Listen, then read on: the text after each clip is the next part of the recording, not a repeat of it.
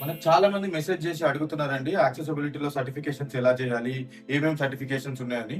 మనకు జనరల్ గా యాక్సెసిబిలిటీలో certifications 2 types ఉంటాయండి, ఒకటి ఫ్రీగా, ఒకటి పేడ్. మనకి ఇప్పుడు ఫ్రీ సర్టిఫికేషన్స్ వచ్చేసి AODA, ఇది కెనడా వాళ్ళు ప్రొవైడ్ చేస్తారు. అండ్ డిహెచ్ఎస్ సర్టిఫికేషన్ వచ్చేసి అమెరికన్ USA వాళ్ళు ప్రొవైడ్ చేస్తారు. అండ్ పేడ్ సర్టిఫికేషన్ వాళ్ళు వచ్చేసి మనకు IAAP, international association for accessibility professionals వాళ్ళు ప్రొవైడ్ చేస్తారు.